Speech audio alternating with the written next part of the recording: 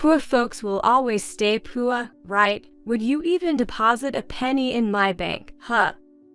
At the high school reunion, I ran into the fated enemy, a daughter of a bank president, Sarah Johnson. She still looked down on me, spouting whatever she wanted. I was utterly astounded by her attitude. Still trying to mock me, I got so angry that I pulled out my phone and said, "President Johnson, I'm canceling a deposit of $100 million. And more shocking truths awaited her. I am Emily Thompson, 30 years old. While working as a lowly office worker, I'm also living alone. Even though I'm an office worker, my company pays me so poorly that paying rent is a stretch.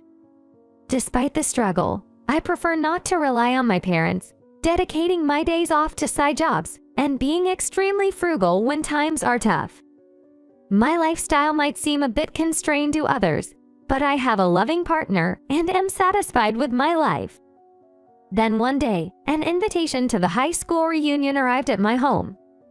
Seeing the invitation, I made a sour face. Because high school wasn't a place of fond memories for me. When I was in high school, I was a bit on the chubby side compared to others. I thought my face was plain, and more than anything, I hated my acne-prone sensitive skin. During high school, my skin condition was at its worst, and looking in the mirror every day brought me down. The one who took notice of me was Sarah Johnson, the most prominent girl in school. Sarah always called me dirty and even threw water over my head in the bathroom, claiming she was washing my face for me. I was hesitant to go to a reunion filled with such memories. But now I've lost a lot of weight compared to my high school days, and my skin has become smooth and clear, without a single blemish. Honestly, I think people who knew me back then wouldn't recognize me now. That's why I thought maybe it wouldn't hurt to go. But this thoughtless action would make me feel miserable like in the old days. On the day of the reunion, I dressed up in a new dress and went to the venue. While parking my car, feeling excited, I saw Rachel, an old good friend from school. I hadn't been in touch with her since graduating, so I felt nostalgic and immediately rushed to her after parking. "Long time no see, Rachel. Remember me? I'm Emily." "What? Emily? Is that really you? You've become so beautiful." Hearing that from Rachel made me very happy. I could confidently say I had transformed significantly from my past self. Honestly, until Rachel said that, I wasn't sure if I had really changed. I was afraid of meeting high school friends who might say, "What, really? You haven't changed at all." But that fear vanished. Until she showed up. "Hey, you're in the way."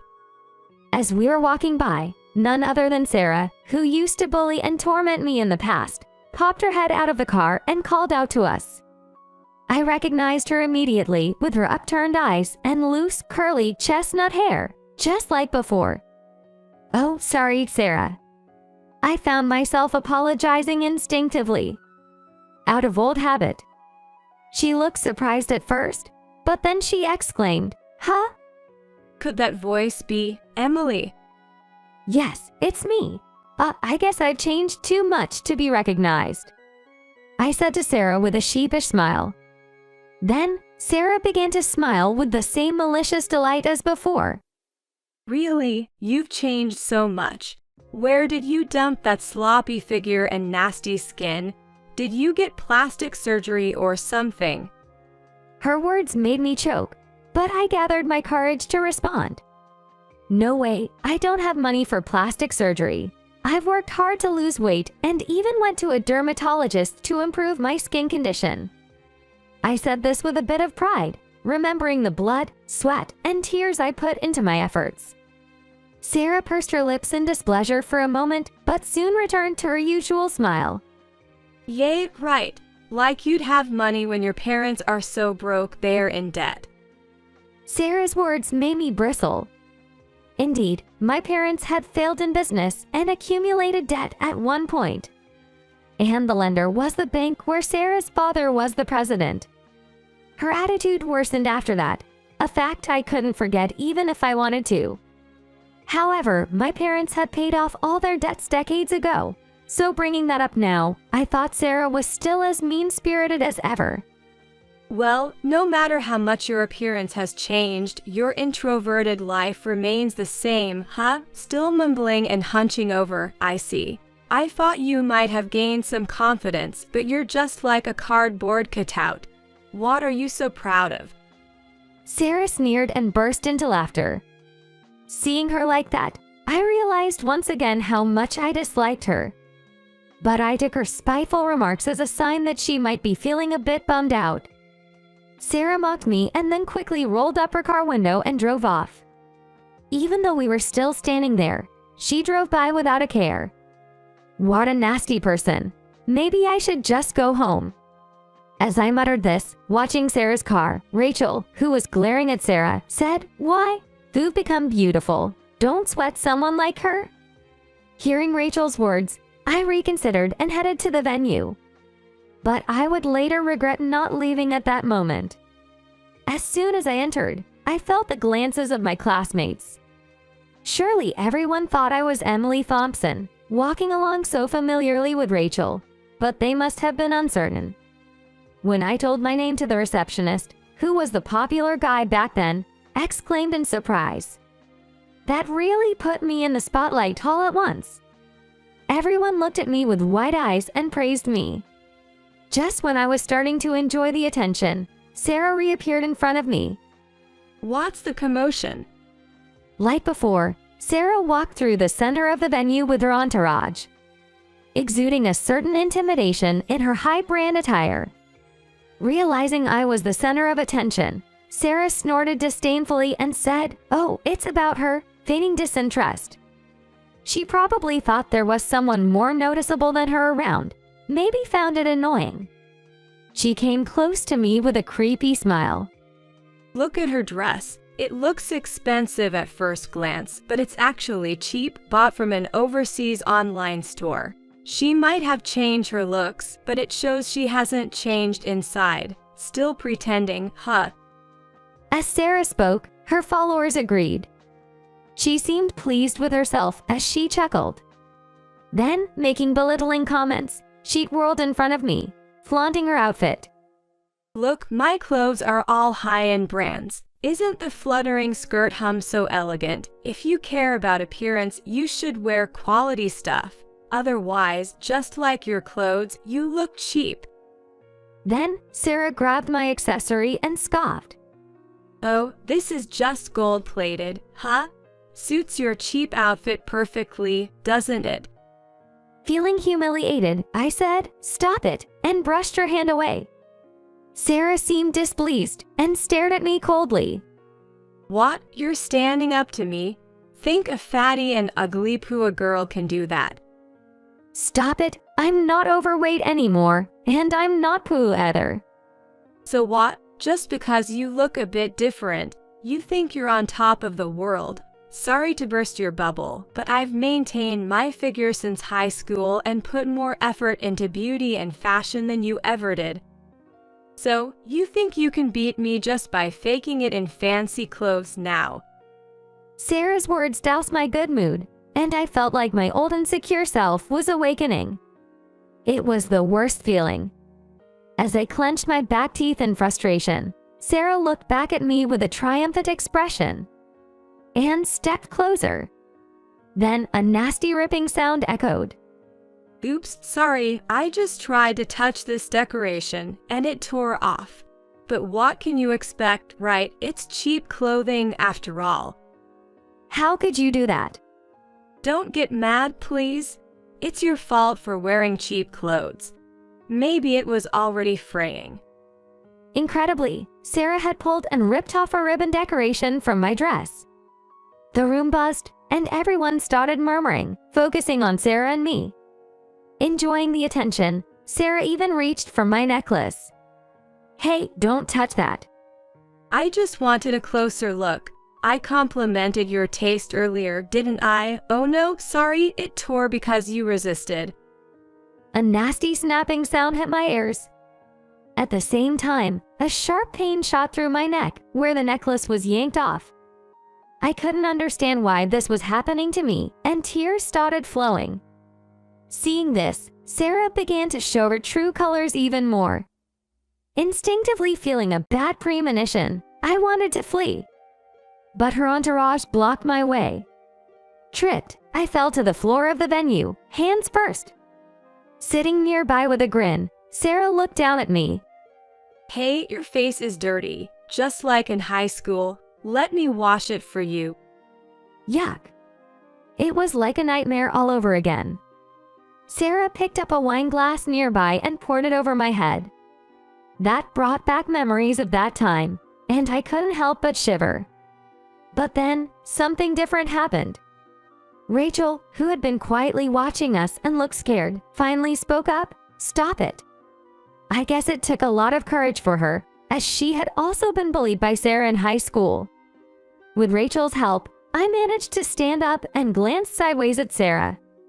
Introverts banding together, how amusing. But sadly, do you think plain girls like you can beat a winner like me? We're not the same as before. Grow up already. I am grown up. Unlike you, I'm going to be the next bank president, and I'm already engaged to the heir of a major corporation. Jealous, aren't you? Sarah said dreamily, tilting her head and starting to talk about her fiancé. He's the future president of a super famous advertising agency and has been modeling since elementary school. He adores me and acts all sweet when we're alone. Can life get any more perfect? I guess it's like a fairy tale for poor folks like you, huh? Sarah was in high spirits, but her words made us stand out for all the wrong reasons, and I wanted to flee the scene. I regretted coming. After reuniting with old friends and being praised for my transformation, was I still the same inside, just as Sarah said? Clutching the tattered hem of my dress, I was overwhelmed with frustration. The tears wouldn't stop, even though I desperately wanted to hold them back. I couldn't help but wonder, why does it always have to be me? I had lost touch with Rachel because being with her often led to being targeted by Sarah, just like today, and it felt awkward. Today was supposed to be the day we could reminisce about the good old times together. Yet, Sarah ruined everything again. It was the worst. I can't take it anymore, let's go home. Feeling that way, I wiped away tears with the back of my hand and headed out of the venue with Rachel. But Sarah wasn't about to let go of her newfound amusement. The real hell started there. Wait a minute, where do you think you're going? Called back by Sarah, we turned around with our heads down. Then Sarah started saying, All you do is cry when I call you Pua. Don't you ever want to change your situation? It's really pathetic. Although I felt the disapproving glances from the crowd, no one voiced their objection. Nobody wanted to become her next target. I realized I probably wouldn't have spoken up either if Sarah had targeted another classmate. She had been an absolute presence since high school. Does everyone know? That's Emily over there. Her parents once borrowed money from my dad's bank. They paid it back, but you know, Emily herself borrowed money from our bank until recently. It doesn't matter. Sarah, you don't work there. It's none of your business. Don't announce it so loudly. If you're ashamed of borrowing money, why do it at all, especially when your parents had debts too? Doesn't that show a lack of learning? I had no choice. I needed it. My weak retort made Sarah laugh scornfully. That's why low-level people are just sad. Fed up with her unchanging attitude, I pulled Rachel's arm, eager to end the conversation and leave. But even as we walked away, Sarah kept talking. Pua people will always be Pua, right? Would you even deposit a penny in my bank, huh? Hearing this, I was furious and involuntarily stopped in my tracks. Why should my efforts be ridiculed to this extent? Anger began to simmer within me. If she was going to go that far, I couldn't stay silent any longer.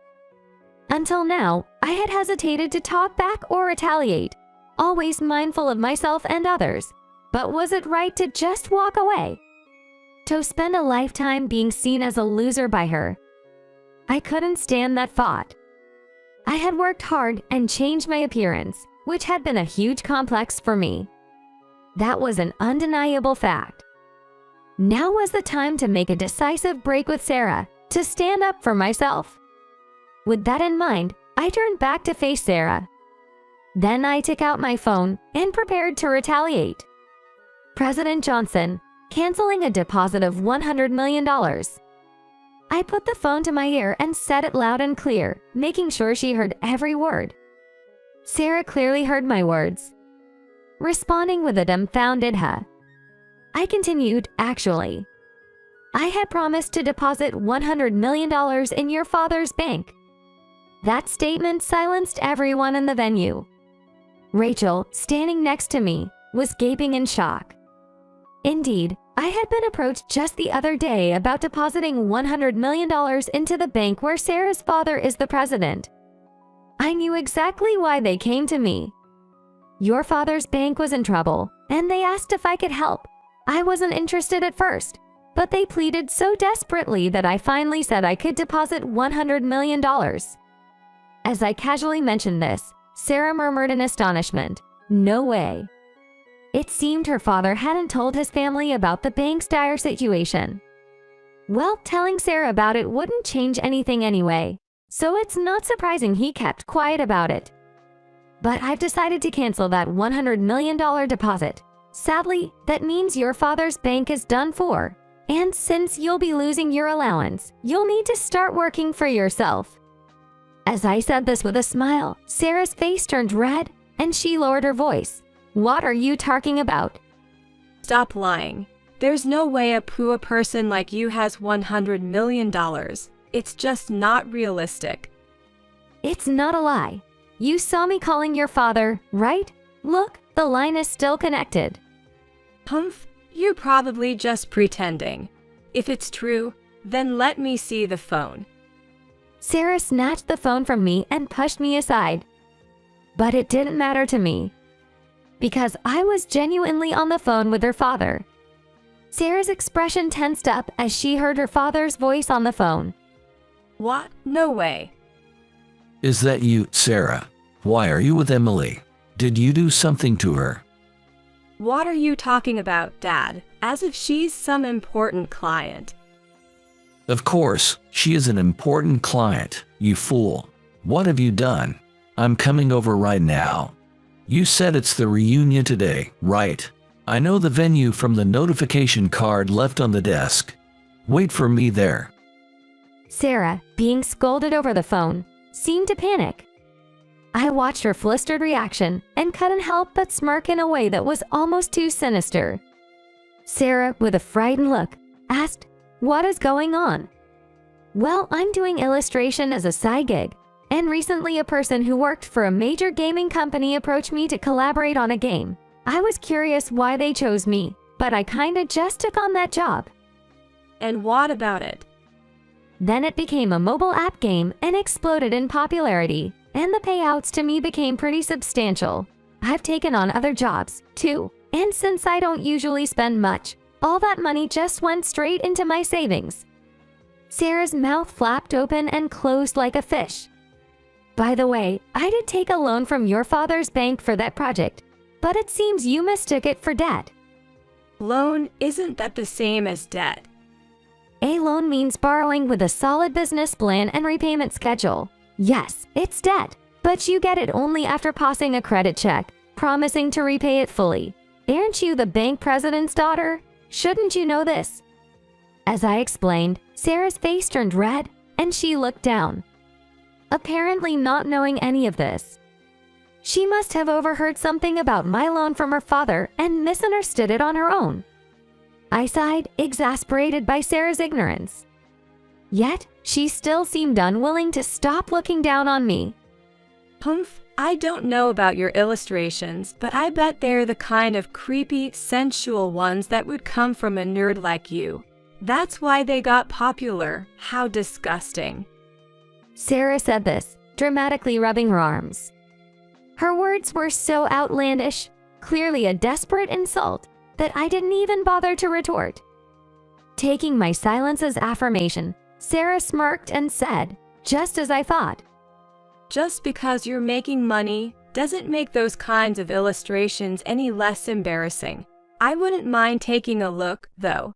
Send them to my phone. In fact, why not share them with everyone, huh? Sarah tried to rattle me again, but I wasn't fazed. I didn't know what kind of illustrations she was imagining, but I wasn't ashamed of my work. If she wanted to see them, I was ready to show her. Suddenly, I noticed her phone case and exclaimed, "Oh?" Sarah, curious, raised an eyebrow and prompted me to explain. "That phone case you're holding, I designed it in a limited edition collaboration with a high-end brand." What? I've learned since starting side work that illustration encompasses a variety of jobs. I happened to connect with someone on social media who works as a designer for that high-end brand, and they recommended me for the collaboration. Sarah looked stunned, examining her phone case closely. Lies. I was told when I bought it that it was made by a talented designer, specially for me. You're saying you're that talented designer? Don't make me laugh. It's true. Believe it or not, it's up to you. As I shrugged resignedly, Sarah glared at me with frustration. Just then, Sarah's father, whom I had just called, arrived. He came over, sweating and flustered. Emily, I had to come after our conversation just a little while ago. I couldn't stay away. Please forgive my sudden visit. But why? Why would you refuse the $100 million deposit? Could you please explain the reason to me? Dad, you really came. Sarah, I don't need you right now. Go over there. I have important matters to discuss. This concerns the future of the Johnsons. Sarah's father said dismissively, treating her harshly. She glared at me, grumbling about the unfair treatment. What's so great about her? Dad's the bank president, right? He's supposed to lend money, not borrow. And now he's groveling because she refused a bank account, so what? You don't understand. Our bank is failing because of your extravagant spending. Your actions led to this situation. What do you mean? Sarah rushed to her father, who was apologizing profusely as if he were about to collapse, wearing a puzzled expression on her face. He sighed in dismay at his daughter's ignorance. And then he pushed her aside and immediately dropped to his knees, starting to pour out heartfelt apologies. Sarah stood there, dumbfounded by her father's actions. He apologized for Sarah's past rudeness, and he desperately begged for the $100 million deposit reconsideration. I remained firm in my decision, shaking my head. Sarah snapped back to reality and stood between her father and me.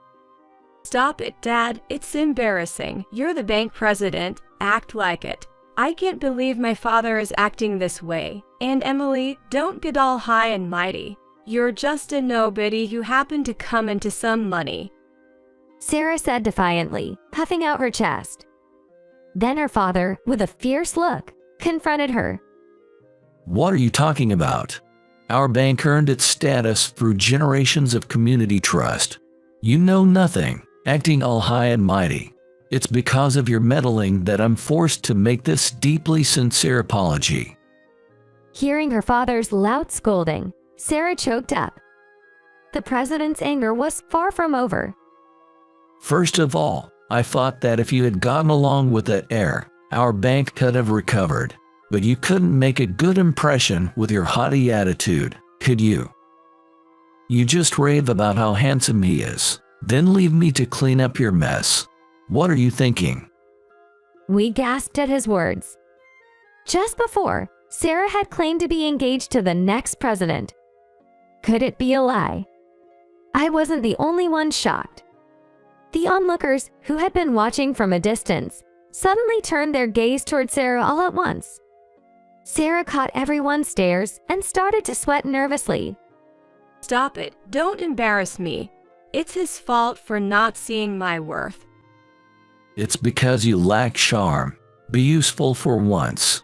You're nothing but a freeloader. At least contribute something. My life is mine. You have no right to say that, Dad. Say that when you can earn a living on your own. They continued to shout insults at each other. The rest of us didn't know how to react to this spectacle. They really were like two peas in a pod. As we wondered when their argument would end, the president erupted. Enough. Talking to you is pointless. If this deal falls through, your allowance, everything, will be gone. I'm cutting ties with you as family. Wait, that's going too far. Are you serious? I don't joke. Since the engagement with the heir fell through, you've been worthless to me. I've been planning to disown you ever since. Shocked by her father's words, Sarah was frozen in place. Leaving her behind, her father, after catching his breath, gave up on the deal and left. Sarah, left alone, stood petrified in the eerily silent venue. I turned to Rachel, who was beside me in disbelief, and said, "Let's go home. I've got no business here anymore, and I can't be bothered with this charade any longer." Rachel also started walking slowly, with me leading the way. At that moment, Sarah, who had been immobile, she suddenly sprang into action and lunged at me as I turned my back to her. Caught off guard, I was nearly overpowered when someone restrained her. It was my boyfriend, Kyle McLachlan. Initially, Sarah struggled against Kyle's hold, but when she saw his face, she gasped. Then her cheeks flushed as she exclaimed, Kyle, what are you doing here? Did you come to see me? Have you reconsidered our marriage? I blurted out in astonishment, "What?" Then, Sarah turned to me, smiling triumphantly. He's the fiancé I was talking about. Someone out of your league, like a prince out of a fairy tale. Confused by her claim, I was about to ask what was going on when Kyle shook his head in exasperation. Emily, don't believe her. There was talk of an engagement, but I couldn't stand her on a gut level, so I called it off. We have nothing to do with each other now, but she's been going around spreading rumors that she's my girlfriend. Kyle, wait, you mean that persistent girl you were talking about? Right, Sarah's the one I was talking about. But I'm marrying Emily soon, and her nuisance behavior needs to stop, so I'm consulting with a lawyer. I never expected to run into Emily here, though. Sarah's jaw dropped wide open as she watched me chatting with Kyle. Then, after comparing me and Kyle several times, she asked in confusion, What do you mean? You dumped me for her. Didn't you just say that? Kyle bluntly replied, "Yes, I did." At that, Sarah started yelling hysterically. What? Impossible. Why would Kyle be with such a plain girl? How did you even meet? Are you blackmailing him, Emily? There's no way Kyle would marry Emily. Absolutely impossible. That's rude. I haven't blackmailed anyone. We just met at a painting class and hit it off. I had no idea there was talk of an engagement with Sarah. Of course, he's the future president of a famous ad agency and a model. Only someone like me is worthy of him, not the trash like you. You're tricking Kyle. Sarah charged at me, pushed him aside, and came closer to me. I stood firm, meeting her with a resolute glare. You're being deceived by her, Kyle. She back in high school had a face full of acne, was fat, and was just plain ugly, like some kind of ogre. It's not too late to change your mind. Marrying me would make you much happier. Sarah tried to charm Kyle, shoving me aside. Though annoyed and jealous, I trusted Kyle not to be fooled by her, waiting for his response. I came here for Emily. Honestly, I don't want anything to do with someone who spreads lies about being in a relationship with me. Stunned by his firm rejection, Sarah froze, seemingly unable to believe she was being turned down. Why, I'm so beautiful, definitely better suited to be by Kyle's side. You should think harder. Choosing her now, you'll surely regret it. Even compatibility horoscopes show that she and Kyle are a mismatch. That's exactly why I can't stand you. Sarah, clinging to Kyle, was refused adamantly, and she ended up sitting weakly on the ground. In the venue, all eyes were on Sarah with judgment. Eventually realizing the attention, she blushed and hurried out of the venue. Later, Sarah was kicked out of her home. On top of that, she's living a lavish lifestyle despite being broke and drowning in debt. Unable to forget Kyle, she even caused trouble at his workplace, ending up arrested and spending time behind bars. Hearing this, I felt like I finally got revenge for high school. Moreover, since that day, my luck turned, and I achieved even greater success as an illustrator. Things really kicked off when I got approached for deals even from overseas animated movies. This made me even more of a celebrity. Thanks to this, I was able to leave my job as an office worker and make a living happily as an illustrator, married to the man I love. Rachel and I also rekindled our friendship from high school. It's been a journey with its ups and downs, but ultimately, I'm living a wonderful life now, and I intend to cherish it.